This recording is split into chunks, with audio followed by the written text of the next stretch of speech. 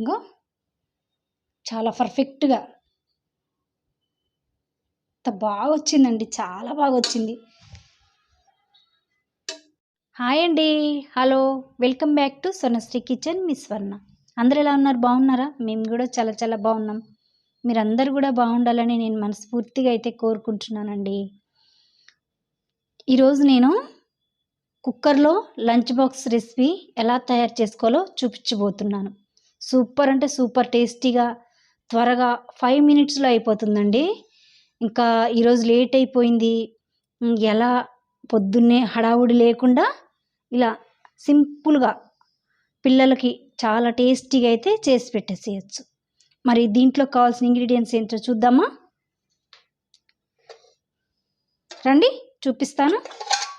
ఇగోండి, నేను ఒక్క పావు కిలో అంటే 1 గ్లాస్ అంత రైస్ అయితే తీసుకున్నాను. బాస్మతి రైస్ తీసుకున్నానండి. ఇది ముందుగానే నేను కడుక్కొని వీటిని వాటర్ వేసుకొని ఒక హాఫ్ అన్ అవర్ నానపెట్టుకున్నాను. మీకు త్వరగా అయిపోవాలి, లేట్ అయిపోయిందా అని అనుకుంటే మాత్రం 10 మినిట్స్ అయినా చాలండి, నానపెట్టుకోవచ్చు. నేను బాస్మతి రైస్ తీసుకున్నాను కాబట్టి మీరు ఇంట్లో బాస్మతి రైస్ ఉంటే బాస్మతి రైస్తో నేను వండుకోవచ్చు, ఇంకా లేకపోతే మామూలు ఇంట్లో వాడుకునే రైస్తో నేను వండుకోవచ్చు. చాలా అంటే చాలా టేస్టీగా ఉంటుందన్నమాట. ఇది దీంట్లో కావాల్సిన ఇంగ్రీడియంట్స్ అయితే చెప్తానన్నమాట. ఇప్పుడు నేను మీడియం సైజు ఉల్లిపాయను తీసుకొని ఇలా ముక్కలుగా చేసుకున్నాను. ఒక్క పచ్చిమిర్చి ఇలా చీలికలుగా తీసుకొని ఇలా పక్క పెట్టుకోవాలి. క్యారెట్ ముక్కలు, టమాటా ముక్కలు, కరివేపాకు, ఇంకా ఇవన్నీ మసాలా దినుసులండి. అయితే ఇక్కడ నేను ఆలు కూడా తీసుకున్నాను అనమాట. ఇలా ముక్కలుగా చేసుకొని ఉప్పు వాటర్లో వేసుకున్నాను, నల్లబడకుండా ఉంటాయని చెప్పేసి. ఇంకా ఈ ఇంగ్రీడియంట్స్తో పాటు మెయిన్గా మనకు కావాల్సింది ఏంటంటే పచ్చిమిర్చి ఒక 4, ఒక గుప్పెడు కొత్తిమీర, ఒక గుప్పెడు పుదీనా. ఈ మూడింటిని గ్రైండ్ చేసుకోవాలండి మిక్సీలో వేసుకొని. మూడింటిని మిక్సీలో వేసుకున్నాక ఇవి నలగడం కోసం కొంచెం అంత ఉప్పు వేసుకోవాలి. వీటిని మెత్తగా గ్రైండ్ చేసుకొని వస్తాను. ఇదిగోండి, ఈ విధంగా బరకగా మనం మిక్సీ పట్టుకోవాలి. ఒక రిక్వెస్ట్ అండి, ఈ వీడియో పూర్తిగా స్కిప్ చేయకుండా చూడండి. చూస్తే మాత్రం రెసిపీ ఎలా తయారు చేసుకోవాలో మీకు తెలుస్తుంది. చాలా బాగా కూడా మీరు చేసుకున్నప్పుడు వస్తుంది.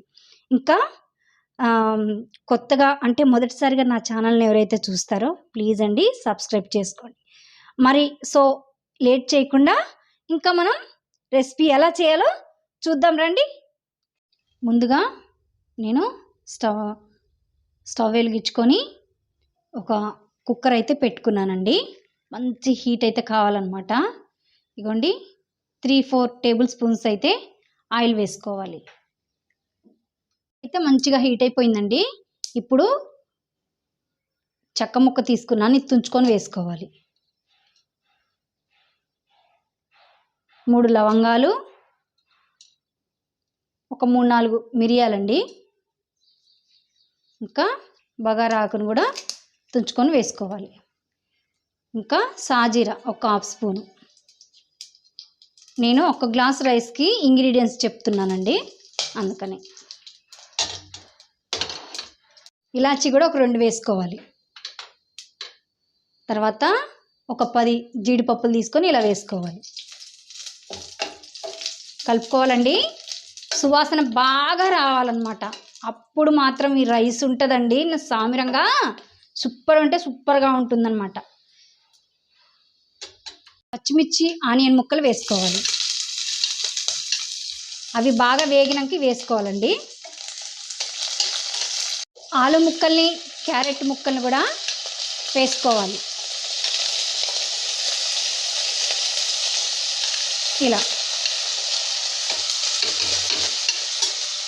ఇలా బాగా కలుపుకోవాలండి. వీటిని 1 నిమిషం 2 నిమిషాల పాటు వేగనివ్వాలి.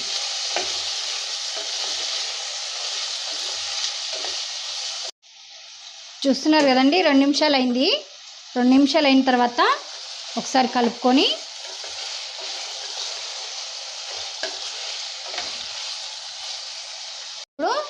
కరివేపాకు అండి, కరివేపాకు ఇది వేసుకుంటేనే చాలా ఫ్లేవర్గా, చాలా టేస్టీగా గుమగుమలాడిపోతుంది అన్నమాట. ఇలా కలుపుకోవాలా. కరివేపాకు మంచి వాసన బాగా రావాలా. ఇప్పుడు ఒక హాఫ్ స్పూను అల్లం వెల్లుల్లి పేస్టు, ఇంకా టమాటా ముక్కలను కూడా వేసుకుందాం.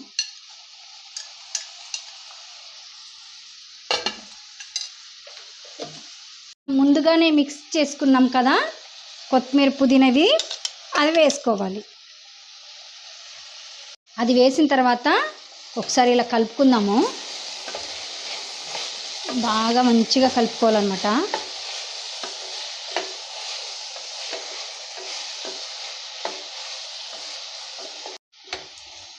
ఇగోండి, కలుపుకున్న తర్వాత ఇది ఇలా ఉడుకుతూ ఉంటుంది. నేను ఇంగ్రీడియంట్స్ చెప్తా దీంట్లో ఏం వేయడానికి.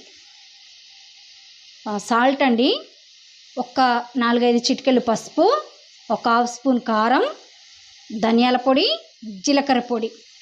సూపర్ ఉంటుందండి. ఇవే వేసుకోవాలన్నమాట ఇవన్నీ కూడా.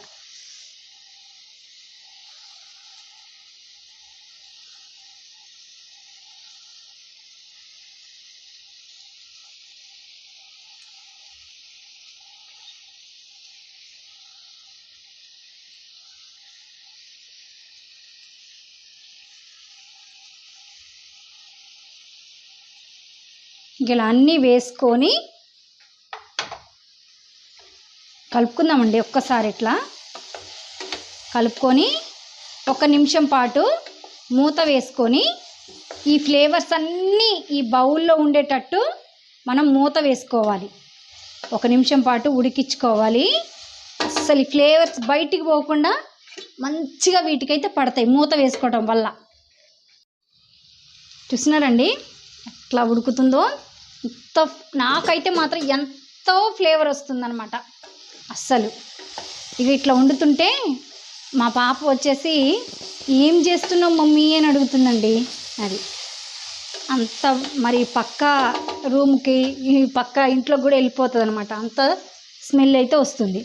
ఇప్పుడు ఒక 2-3 స్పూన్లు, అంటే ఒక 3 స్పూన్లు వేసుకోండి కర్డ్ పెరుగండి. ఇవి వేసినవన్నీ మనకి బ్యాలెన్స్ చేస్తుంది. ఇవి వేసుకోవడం వల్ల రుచి కూడా బాగుంటుంది. కలిపేసుకుందాం.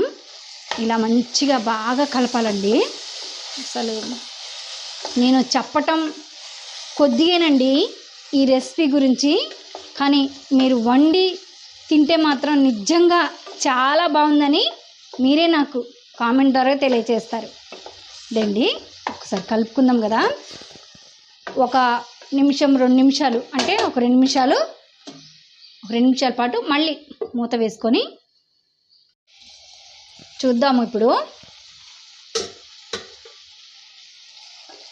కలుపుకుందామండి. సూపర్ ఉడికిపోయినాయి అన్నమాట. ఇవి 50% ఉడికితే చాలు. మిగతా అది మూత వేసుకొని బియ్యం వేసుకున్నాక అది ఇలా కలుపుకున్న తర్వాత ఇప్పుడు మనం ముందుగా నానపెట్టుకున్న రైస్ ఉన్నాయి కదండి, వేసుకోవాలి.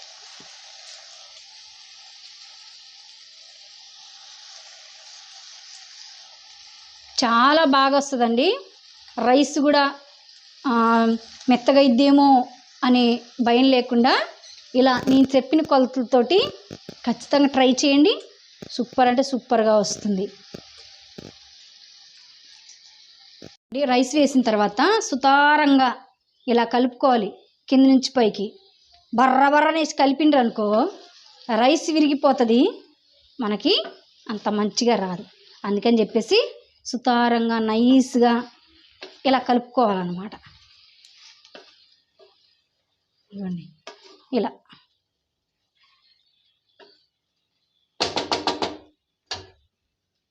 ఇప్పుడు నేను ఈ గ్లాస్ తోటి రైస్ తీసుకున్నాను. 1/2 అవర్ నేను ముందే నానపెట్టుకున్నాను కనుక ఇగోండి ఈ కొలతతోటి వేసుకోండి. ఒక 1/2 అవర్ ముందే నానబెట్టుకున్నాను. మీరు కూడా 1/2 అవర్ ముందు నానబెట్టుకోండి. టైం లేకపోతే 10 నిమిషాలైనా కనీసం నానబెట్టుకోవాలి రైస్ని. ఇంకా 3/4 గ్లాసు పోసుకోండి. గ్లాసు కొన్ని ఎగస్ట్రా 3/4 గ్లాసు. 1 గ్లాస్ రైస్కి 3/4 గ్లాసు వాటర్ వేయండి. కరెక్ట్గా అంటే కరెక్ట్గా సరిపోతుంది. పొడి పొడిగా వస్తుంది. ఉడికినాక మీరే చూస్తారు కదా. అది కలుపుకుందాం. ఇంకోటి ఏంటంటే టేస్ట్ కూడా చూసుకోవాలి. మరి ఉప్పు ఎక్కువైందా తక్కువైందా అని చెప్పేసి ఇప్పుడు టేస్ట్ చూసుకొని, ఒకవేళ ఉప్పు సరిపోతే ఉప్పు యాడ్ చేసుకోండి. సరిపోయింది అనుకుంటే ఇలాగే మూత పెట్టేసుకోవచ్చు. ఒకసారి టేస్ట్ చూస్తాను నేను. అబ్బా భలేగుందండి. ఉప్పు కొద్ది తక్కువైంది, యాడ్ చేస్తానన్నమాట. అసలు ఈ ఫ్లేవర్ తోటి పిల్లలకి క్యారెట్, ఆలు, బా ఇక 2 ఇయర్స్ 3 ఇయర్స్ 1 ఇయర్ పిల్లలు ఏ పిల్లలు ఎన్ని ఇయర్స్ పిల్లలైనా 1-2 ఇయర్స్ పిల్లలు కూడా హ్యాపీగా పెట్టేసేయచ్చు ఈ రైస్నండి. అంత బాగుంటుందన్నమాట. మళ్ళీ టేస్ట్ చేసుకుంటా. నేనేంటంటే అండి వండుకునేటప్పుడు టేస్ట్ చేసుకుంటూనే వండుకుంటా. ఎందుకంటే ఎక్కువ తక్కువ కాకుండా ఉండాలని చెప్పేసి.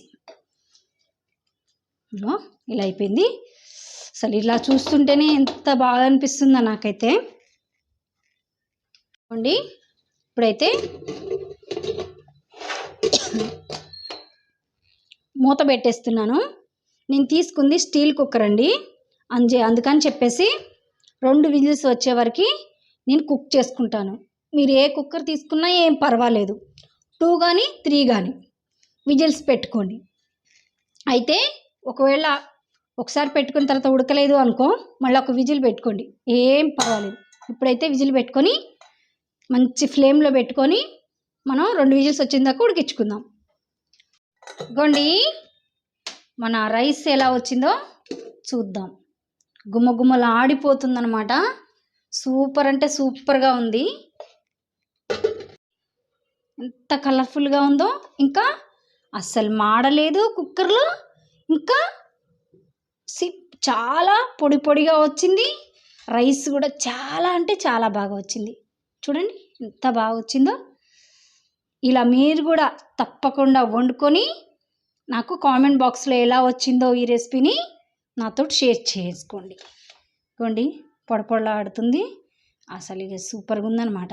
సర్వింగ్ ప్లేట్లోకి అయితే నేను తీసేసుకుంటున్నాను. ఇంకో చాలా పర్ఫెక్ట్గా ఎంత బాగా వచ్చిందండి. చాలా బాగా వచ్చింది.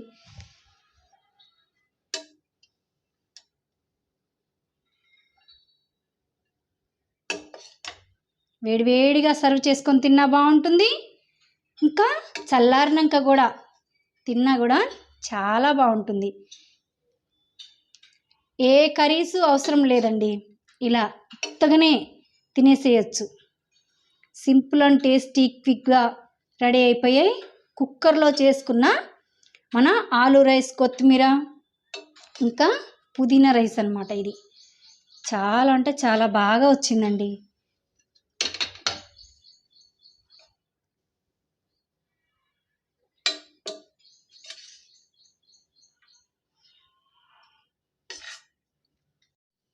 ఇంతేనండి.